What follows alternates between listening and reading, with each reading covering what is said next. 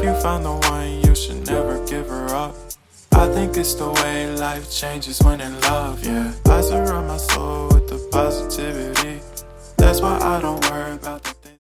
Bismillahirrahmanirrahim. Assalamualaikum warahmatullahi wabarakatuh. Halo semuanya, perkenalkan nama saya Nurlaila Sari HS.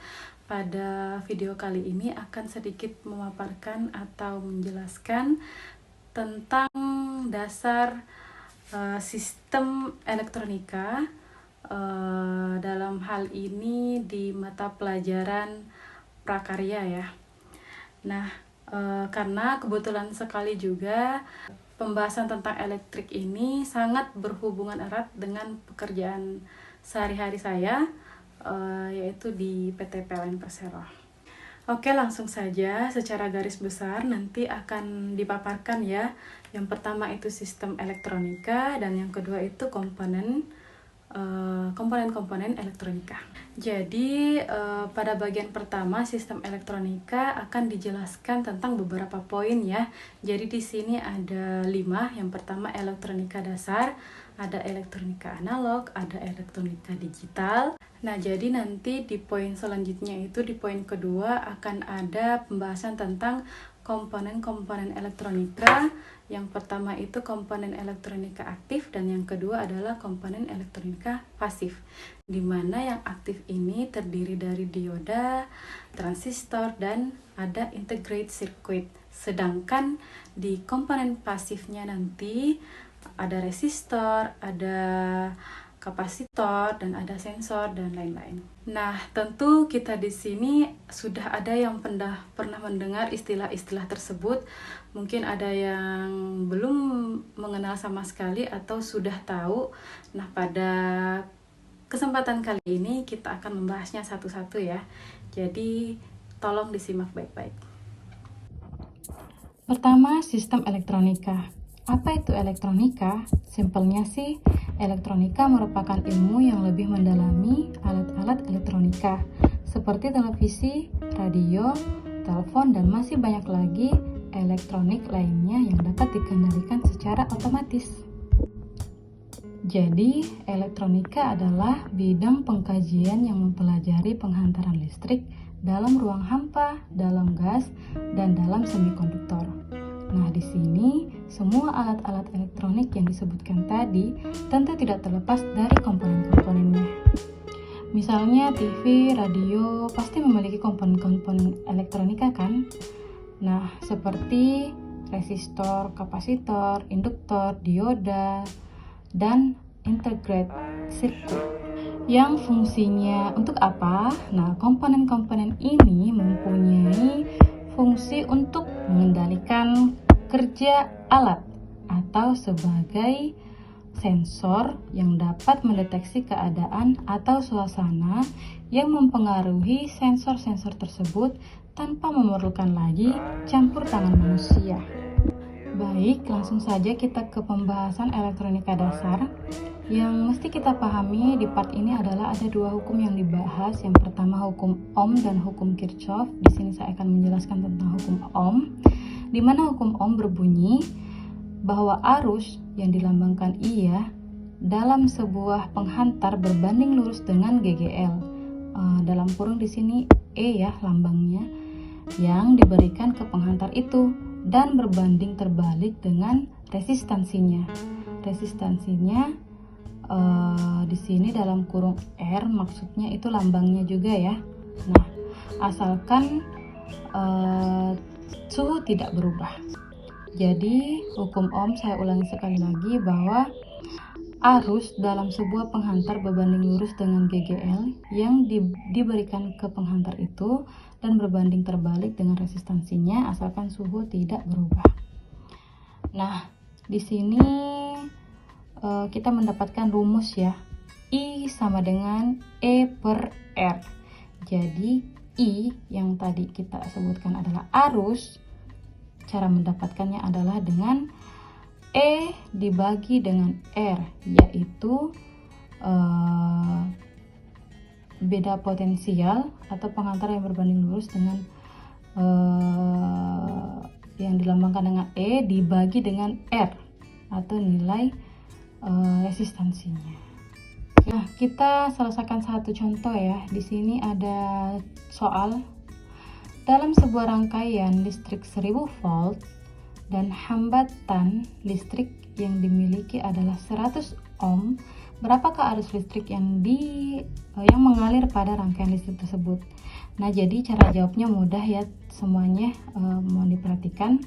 Jadi pertama kita ketahui dulu ada rangkaian listrik 1000 volt. Jadi maksudnya ini ada tegangan listrik ya atau beda potensial. Nah, itu yang dilambangkan nanti sebagai E-nya adalah 1000 volt. Nah, jadi kita udah dapat satu ya, E. Yang kedua, lalu disebutkan lagi hambatan listrik yang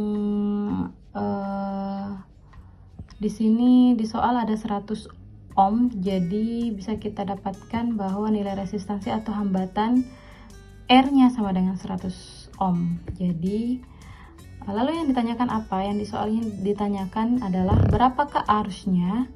Berarti I yang dicari ya. Jadi yang benar I, berapakah arusnya? Itu pertanyaannya ya.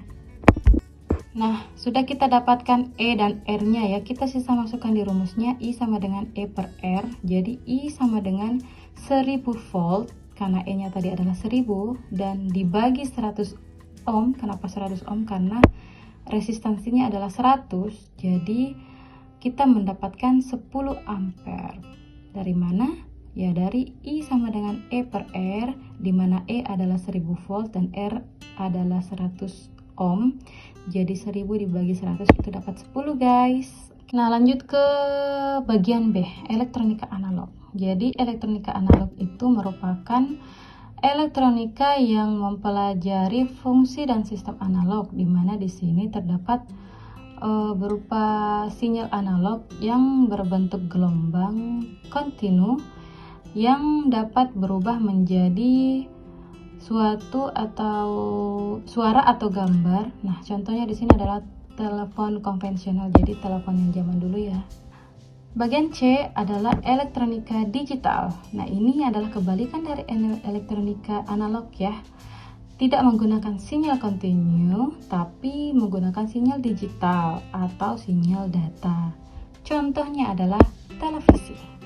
Beralih ke poin D, elektronika daya merupakan cabang ilmu elektronika yang penggunaannya itu dengan penguatan daya listrik yang mengubah daya listrik dari satu bentuk ke bentuk lainnya dengan memodifikasi bentuk tegangan atau arusnya dan menggunakan alat elektronik. Nah, adapun contoh penerapannya ini bisa kita lihat pada alat pengendali tegangan AC ya. Poin E, elektronika industri. Jadi elektronika industri ini adalah ilmu elektronika yang mempelajari perihal implementasi teknologi elektronika dalam bidang industri. Nah, hampir seluruh peran elektronika di sini yaitu sebagai kontrol atau pengendali proses kerja di dunia industri. Nah, contoh untuk pengimplementasiannya cakupannya seperti microcontroller. Ada juga PLC atau programmable logic controller dan hingga programming berbasis komputer. Oke, itu tadi bagian pertama ya, sudah kita jelaskan sedikit. Kita lanjut ke poin kedua yaitu komponen-komponen elektronika. Komponen-komponen elektronika adalah elemen dasar yang digunakan untuk membentuk suatu rangkaian elektronika, di mana setiap komponen elektronika ini mempunyai fungsi masing-masing.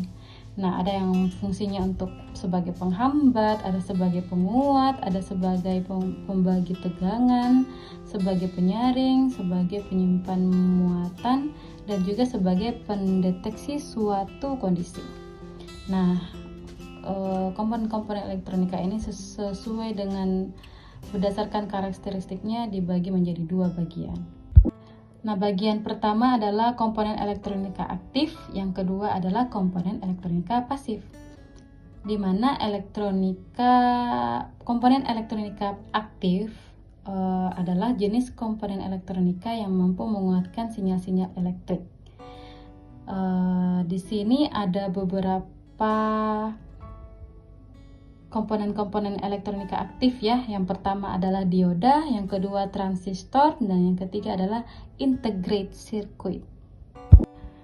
Jadi kita jelaskan dulu ya, komponen elektronika aktif itu ada dioda. Dioda itu adalah komponen elektronika aktif yang berfungsi untuk menghantarkan arus listrik ke satu arah dan menghambat arus listrik dari arah sebaliknya.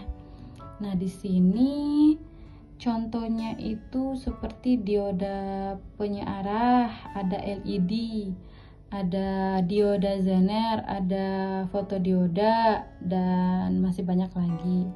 Terus yang kedua ada transistor. Nah, transistor ini adalah komponen elektronika yang berfungsi sebagai penguat. Terdiri dari 3 kaki kolektor, basis, dan emitor. Nah, di sini transistor dapat dianalogikan seperti keran air yang dapat dikontrol kapan ia akan digunakan untuk mengalirkan air secara otomatis. Dan yang ketiga ada integrated circuit juga. Nah, di sini dia itu merupakan gabungan komponen elektronika aktif dan pasif seperti transistor, resistor, dan komponen lainnya yang diintegrasi menjadi sebuah rangkaian elektronika dalam sebuah casing dan compact. Bagian kedua ada komponen elektronika pasif. Nah, di mana pengertian dari komponen elektronika pasif ini adalah jenis komponen elektronika yang tidak memiliki sumber energi. Nah, komponen elektronika pasif ini ada resistor, ada induktor, dan kapasitor. Sedikit penjelasan tentang resistor ya. Resistor itu atau biasa dikenal sebagai istilah hambatan adalah komponen elektronika yang berfungsi untuk menghambat arus listrik dengan nilai satuan ohm. Lalu yang kedua ada induktor, adalah komponen elektronika pasif yang terdiri dari lilitan kawat yang membentuk sebuah kumparan dan memiliki inti ferromagnetik. Dan yang ketiga ada kapasitor, suatu komponen elektronika yang memiliki fungsi sebagai penyimpan arus listrik dalam bentuk muatan. Nah, ada yang terakhir juga ini adalah sensor. Sensor itu adalah komponen elektronika yang digunakan sebagai fungsinya untuk mendeteksi adanya perubahan suatu keadaan atau kondisi. Nah, sensor itu ada macam-macamnya juga ya. Nah, sensor berfungsi mendeteksi adanya perubahan suatu keadaan atau kondisi. Contohnya tadi ya, sensor cahaya dan gerak. Dan sensor cahaya itu contohnya seperti LDR, light dependent resistor. Yang kedua fototransistor. Yang ketiga adalah fotodiode. Sedangkan untuk sensor gerak itu ada termostat, ada termistor, ada termokapel, dan terakhir ada multimeter. Nah, itu adalah merupakan dasar sistem elektronika yang perlu kita ketahui. Mungkin hanya seperti itu yang bisa saya sampaikan ke kalian semua ya. Nah, jadi itulah tadi sedikit penjelasan ya tentang dasar sistem elektronika. Semoga apa yang disampaikan bisa dipahami oleh kita semua, dan mohon maaf apabila ada kekurangan dan kesalahan dalam pembelajaran kali ini. Semoga semuanya bisa mengikuti dan bisa memahami tentang sistem dasar elektronika. Terima kasih atas perhatiannya, tetap dijaga semangat belajarnya, dan semoga pandemi ini cepat berlalu. Stay safe. Assalamualaikum warahmatullahi wabarakatuh.